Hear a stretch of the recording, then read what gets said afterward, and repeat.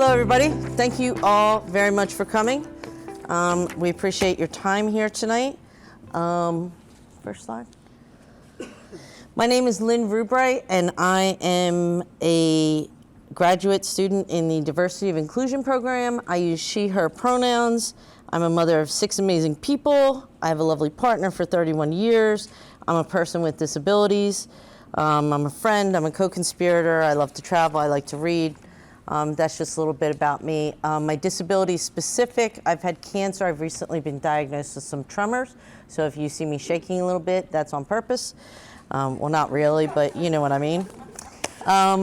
So that's just a little bit about me. I do have accommodations here at school. I am a disabled student at the school, and I'm very proud of that. This is my why.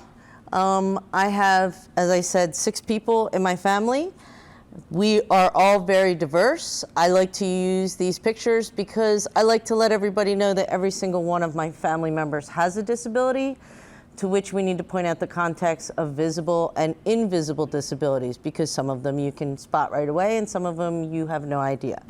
And since it is inappropriate for us to discuss other people's disabilities without their consent, which you should never do, even if they're your family, we'll move on to the next slide. The first thing I want to do is thank, and I just have to do this, I will thank each and every one of the 10 professors that I have had during this master's program, because I came into this master's program all excited, ready to go, and I cannot possibly tell you through this presentation how much that I had learned. I absolutely love Dr. Rose's class and learning about social movements and things that different marginalized populations that have done things in the 60s and 70s. I've even, like, Dr. Rose gave us chapters to read, and I went along and purchased the whole book because that's how interesting it was. We did diversity class with Dr. Sullivan, and we had a great time arranging for Judy Heumann to speak to the Rowan campus, and that was really fun, and getting her in, and all the things that we learned in that class. Dr. Hammond taught me that I could read more things than just fact or fiction, that there were all types of things that I could come to enjoy, like graphic novels and memoirs, and I have just gobbled that up for my birthday. That's what I did this past year, was like buy 50 more books, and the first thing I said to her was, have you read, you know? So, and I'm very excited about the disability literature class that she's getting off the ground.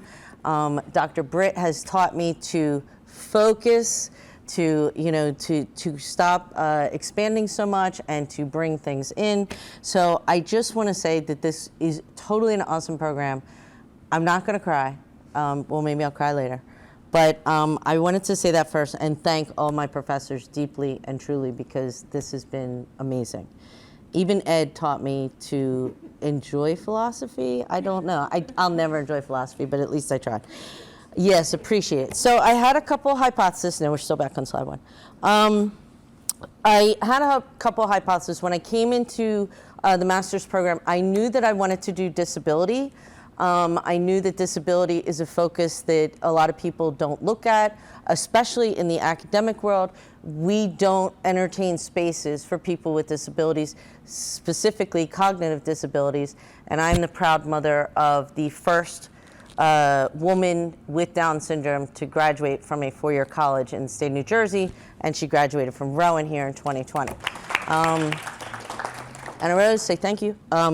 So those are some spaces that we really need to open up. And so I had some hypotheses around education, around work, but primarily my focus was on work, because in the 27 years I've been in this community, I've only ever met 2 people with Down syndrome that ever worked full-time. Most people I knew were looking for work, they were trying to find work, and so, okay, we're fighting for inclusion in schools, we've got kids with disabilities entering college campuses, what are they gonna do after that? So my hypothesis had to be, well, if they're not working, why not? And I focused on several different areas. Was it education? Was it job training? What was missing? Was it, I learned through part of my research, transportation is a huge issue, things like that. So what was the problem? So I started to hypothesize about those problems. And I was in Shug's class, and I saved her out here on her own little thank you note, because here I am, very gusto, very passionate, and I'm coming in, and I'm coming in with all of these things. And Shug took one look at me and she said, I don't know, do you know if they want to work? And I was like, wait a minute, what are you talking about? And she really backed me up. She was like, how do you know what they want? How do you know what they need? Have you talked to them? We did some preliminary research, and I did learn how to do some interviewing and some photo interviews and things like that. And one of the things that we found right away that impacted this research that I was going to do for my capstone project with Britt is there's a communication issue. We had problems with Zoom meetings where people, if they moved off camera, you couldn't hear. We were transcribing things. There was a lot of trying to go back and review what the person had tried to say, what they meant. Shug really liked how I did the consent, because I was able to go through several times, because one of the things we found was important is that when you're interviewing people with disabilities, you need to ask repeatedly, are you okay? Do you want to move forward? Do you still want to answer some questions? Because in this population, the marginalization has been behave, be good, listen, sit down, be quiet, which means they don't have a lot of self-autonomy, which was really important in the fact that they might not tell you that they don't want to answer any more questions, or that's too personal. So in Shug's class, I learned there was a whole lot more to my future research that I was going to have to do. I wasn't just going to be able to sit down and interview some people, pull all this data together, find a theme, and do that. So in talking to Britt, in talking to our class, we talked about what could we look at. And I was looking at the fact that, in DEI spaces, first of all, we call it DEI. A lot of people leave off the A, which is the most important letter to me, is the accessibility part, or the belonging part. So in those spaces, how are we doing disability work? And the other thing that was a significant impact in my research is that people with Down syndrome are starting to live significantly longer lives. So they have been living in 1960 till the average age of 10, then in the 80s it was 25, and currently it's 62. So you have a new population that is beyond school. And what are they doing now beyond school age? Because they're living longer and they're getting medical care and they're getting access to health care. So, slide 2 or 3, sorry. Some useful topics that terms we're gonna look at. All of you were given a sheet of paper by my lovely assistant, Rachel Rubright. And that sheet has several different terms on it because there are a lot of them in this field. But some of the ones that we're gonna focus on tonight is what is work? And I used a lot of the National Disability of Rights when it came to work. They put out a lot of research on work and what it looks like for people with disabilities. And so they have that work is more than just going to work. It's about growth, it's about skills development, it's about improving social interactions. They put together all the things that we go to work. Why do we go to work? We go to work to make friends. We go to work to have a social life. We go to work to be proud of ourselves. So, work is more than just 9 to 5, go in, get a check. And in some cases, it's not even about getting checked, because work was also defined in my research as volunteering as well, any part of labor. So employment is an activity performed by an individual where there's an expectation of wage for services rendered, and the services are primarily for the benefit of the employer. One of the things you'll see on the papers that you have that's not included in this PowerPoint is that there are all types of wages. So there's compensatory wages, that means people get paid what everyone else gets paid for doing similar work, because people with intellectual disabilities tend to get paid a lower wage or a minimum wage or a sub-minimum wage. Sub-minimum wage is also on there. So we're talking about a lot more than just going to work and wages, and there's a lot more invested in it that is not part of this project. Meaningful work is something that I got from Yeoman when Dr. Britt said I could not make up my own definitions because I'm not an author or published yet. And so I had to go find definitions of what that meant. So Yeoman says that work is a fundamental human need which all persons require in order to satisfy their inescapable interest in freedom, autonomy, and dignity. And this was important because, again, we're talking about a marginalized population that can make a minimum wage or a sub-minimum wage and getting carts or washing off counters when they may or may not, depending on the data from the research, want to do more than that. So that was important too. For my literature review, I came to Professor Britt and I said, I have a problem.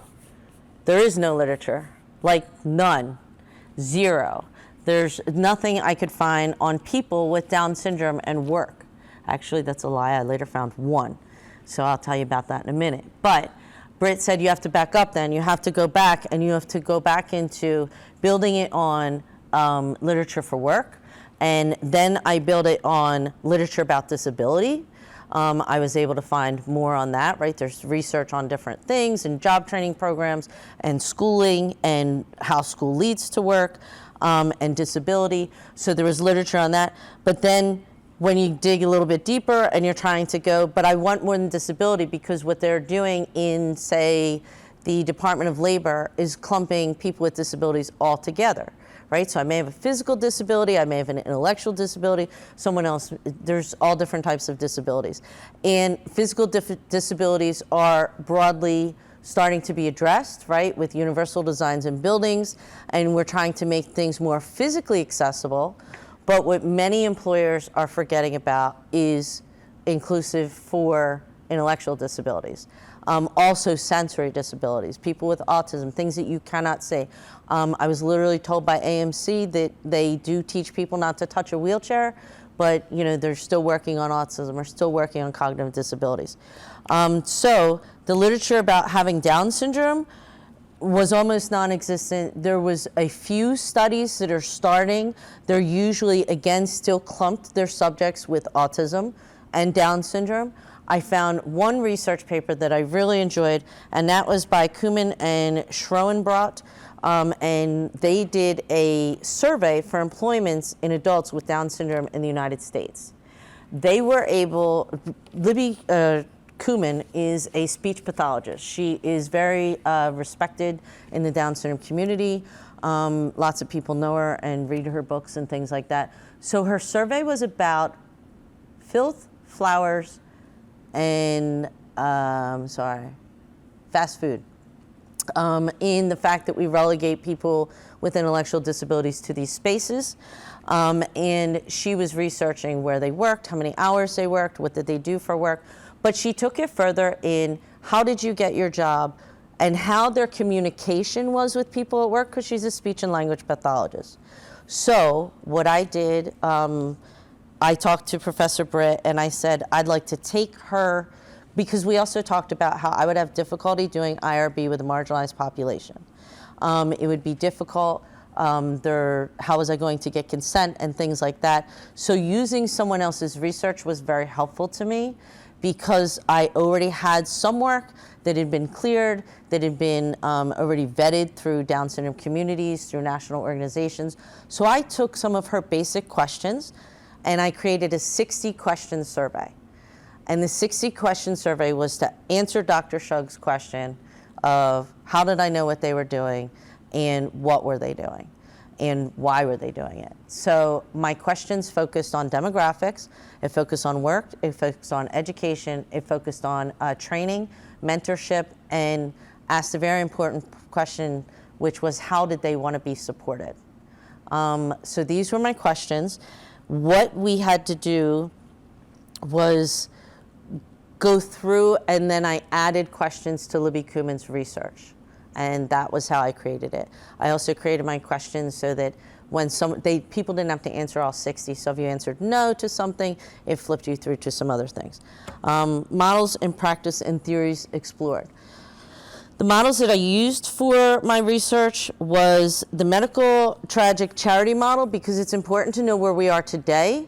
Most of the models we're using for people with intellectual disabilities based off a medical model, which is to fix and cure things. So we're going to bring you into school and we're going to teach you how to read better, and we'll just keep knocking our heads against that wall until we make some progress. It's all about fixing things, about writing, reading, telling time. And that is how the medical model works, and it is highly disregarded by people with disabilities. They don't want that model anymore. And that model also stems off of it. The tragic model, the charity models, I think they're pretty self-explanatory. The social theory of disability, I added from Oberle with the concept of oppression, because the social theory of disability is now what activists and disabled folks are trying to promote, which is we have a problem with disability not because we have disabilities, but because of how other people impair us because of those disabilities. So I don't have a problem because, you know, I'm in a wheelchair. I have a problem because I can't get in your building because I'm in a wheelchair. And if we start to view things through a different lens like that, now we can start to say, wait a minute, there's like so many things. And we find this all the time in the disabled community. So many times, just in my personal experience, some of my children that were using programs that we were sharing within the disabled community, because I have 6 children, by the last one, the kindergarten was using the same writing program for everyone. Nobody had a disability, that was just what they used. So another example I use is light switches, thermometers. If we put everything down here where everyone can access it, regardless of height, wheelchair status, user, this is what universal design is. Instead of up here where they are in people's houses, everyone can use the light switch. So those are some of the things that we talk about in social theory of disability, is how is society viewing my disability, and what are they, you know, how we're trying to funnel me into a peg or a hole or something like that when I don't belong there. Critical disability theory is the last theory, and this is the most important one because this one uses people's own voices. We're talking about, we want to hear from individuals with disabilities. We want to know more. This is why you're seeing more memoirs, more books that are explaining different life experiences and how this happened to me and how I felt about it, right? Because we want to hear from that lens, because people without those shared experiences don't know. And so you're having a lot of aha moments, like, I didn't know that women in sports were, you know, penalized, or they weren't paid, or men do get paid, or the different things that you don't understand. So critical disability theory is about specifically using disabled voices. So how was I going to do that in a marginalized population with cognitive issues and with communication impairments? So what we came up with was a 60-question survey, and I used plain language, which is also what my paper will be written in. That's a big thing now, to not have academic language and not to try to sound so lofty, because what good is my paper if just the people in this room are reading it? If people with disabilities want to access my paper, they need to be able to understand it. So plain language is super important. I also wrote it, all my survey questions. I used my computer to check my reading ease, to check my grade levels.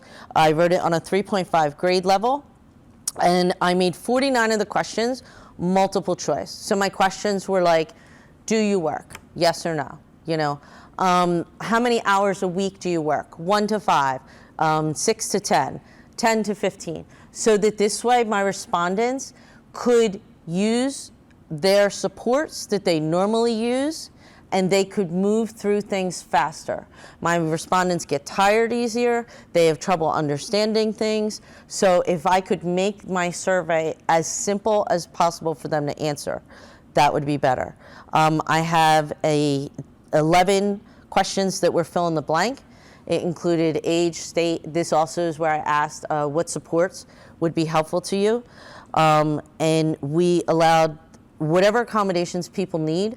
No one needed to check in with us. No one needed to do anything like that.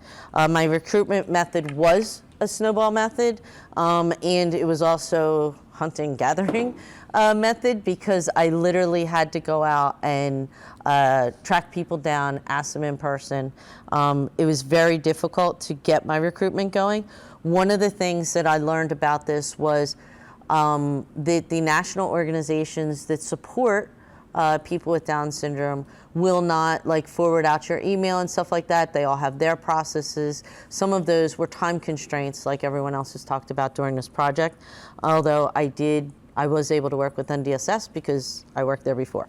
One of the things that we recognized right off the bat that we were having trouble with is we were going to do a survey where people would consent to the survey online.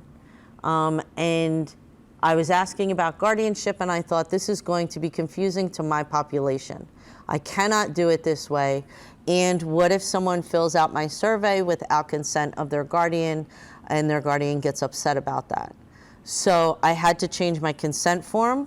I worked with the IRB, and we used the assent and consent. So we used the papers for consent that were for minors and they're adults, and instead of just applying it to people over the age of 18 or under, we just applied it across the board to everyone. This way, it was also important because my population is marginalized and has some trust issues with research.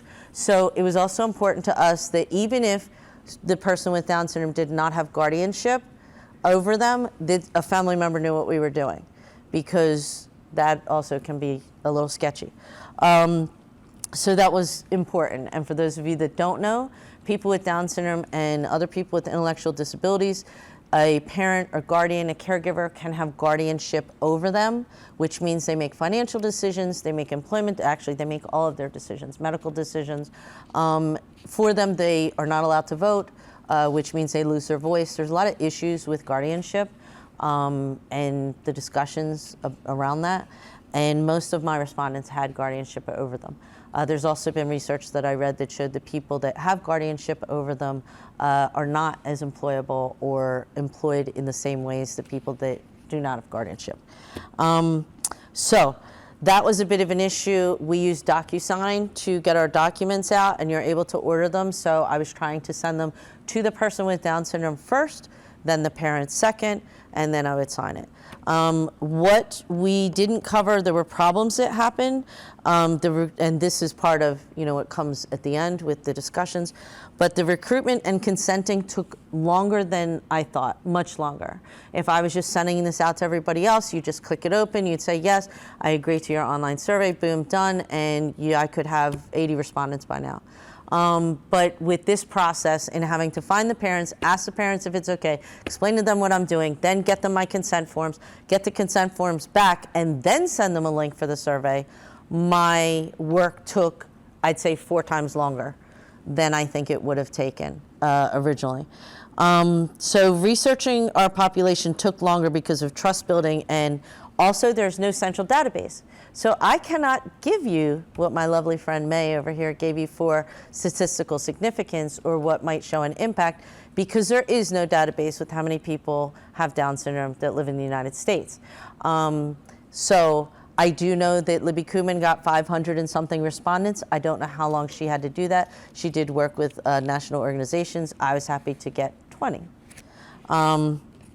So in working with the population that has IDD or communication issues, you definitely need more time. So far, this is what I have. I am not done yet. I'm trying to give people till my paper is due so that I can get my data. But I have 20 respondents. 7 I finally worked through to complete the survey. 10 are still working on paperwork or the survey. 2 have changed their mind and don't want to do it anymore. And 1 is nonverbal, which taught me a huge lesson in what I thought was a very accessible and easy, and this will be great. And a parent wrote to me and said, well, my child is nonverbal. You don't want the answers from me, right? And I said, no. And he said, sorry, she can't participate. So here I was thinking I was covering all my bases, and even myself learned, bazinga, I was not. So the results from the respondents I did get, I was excited to get from more than just the state of New Jersey. So we've got some New York, some Texas representation, Virginia. We had a pretty even split. 4 were female, 3 were male. My big problem was all my respondents were white, so that's not a very diverse population. Again, I think that's because I was actively seeking respondents, and in the communities where I was, they are primarily white. All of the respondents have Down syndrome, all of them are 16 years old and above, and all of them did their consent forms. 4 said they had no guardians, 3 did have guardians. The age range for my respondents is 19 to 36. All 7 said that they worked, 1 volunteered, and 6 did paid work. 1 of them works 2 jobs. All the paid work is part-time. Also, not on here because I'll be reporting most of my survey question answers in my written report, that the most people worked 10 hours or less, and the work days were 3 of them work 1 day a week, 2 worked 3 days a week, and 1 worked 4 days a week. 6 worked less than 10 hours a week. So this was, pretty significant. Only 1 of them received benefits. 2 earned minimum wage. 3 said they earned more than minimum wage. 1 told me that they make $10. That's minimum wage, isn't it? No, they're a worker at Applebee's, and they make 10 something an hour at Applebee's plus tips. There were 5 people worked for others, which is not common in my Down syndrome community, with only 1 self-employed. A lot of people with Down syndrome go out and make their own jobs and become self-employed. So I would be interested to have a bigger pool to see what that really looks like. And out of my 7 respondents, 2 want to work full-time. 4 were satisfied with their jobs. When it came I asked questions about mentorship. Do you have a mentor? Do you feel that your boss accommodates you? Those were all very positive in my research. 6 felt included in the community. 6 said that they had friends at work. But I had an interesting question that I thought kind of was interesting. Only 2 do things with people outside of work. So again, that question of what is the definition of friend for them? Because are they getting the same social outcomes that other people potentially have at work? But my younger children told me no, a lot of people don't make friends at work and go out with them either. So that could be, right? So for growth at work, 1 had advanced at work, but 4 would like a promotion. 3 had duties that increased at work, which I found was interesting because only 2 received pay raises. And 4 of my respondents said that they would like to do more work. So I think future surveys would say something like, are you bored at work? Or is your work challenging? Things like that. I'm sorry, it says company revenue on there. It's not supposed to say that. 6 felt that their employer made the accommodations. 6 were proud of their work, and 5 out of 7 thought that being supported at work was very important. So, conclusions and ideas for, sorry, I'm skipping a page. Go ahead. So my big question that I was excited about, where I thought, where could I give people with Down syndrome a voice? Where could I get some narrative from them? Was what can we do to support people with Down syndrome at work? And these are direct quotes from my surveys. I do wish there is a parent or trustworthy friend that could be by my side who can be able to help me at work. Help finding more work. I like work. Paid job coach, transportation, more inclusive meetings. This one I thought was written by a parent, but it says transportation so I can get there on my own, mentors and people who are always involved to help me understand my job. And then the last one I chuckled at because I totally knew that it was from a person with Down syndrome in their own words, because it said transportation other than their parents, which is totally true. So what I'd like to do is I'm hoping that some of this research will help employers and people like the ARC or the state DVR learn ways that they can support people with disabilities and people with Down syndrome specifically in obtaining work, getting work. Someone talked about help with writing resumes. So I think that there are some job programs for people with disabilities, but I think that we could have some specifically for people with Down syndrome. Also, Libby Kuman, some of her research, and I'd like to touch on it at some point, was about technology. A lot of people with Down syndrome know a lot about technology. They have phones, they use laptops, and they're being underutilized for those skills. So in conclusion and ideas for future research, I think that we should be doing some narratives with people with Down syndrome so that we can discuss what they'd like to talk about and what they need. But that would have to be, in my opinion, in person, and also videotape then in person so that you can do transcription. But I think that when you're communicating with people with communication issues, you should be present so they can have those cues from your body language, from other things, and they can be more comfortable in a setting to ask you to repeat yourself and things like that. So I think in-person interviews would really, really be key. I do think that some of the results that we know is that there's a huge gap in literature and we need more information and data on people with Down syndrome. There is no one that's holding this in schools. You are labeled with learning disabilities or communication issues, not with Down syndrome specific.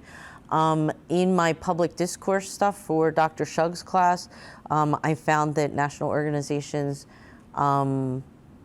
they're giving some input, but not really supporting people finding jobs or interviewing or resume building or even connecting them to networks that may employ people with disabilities.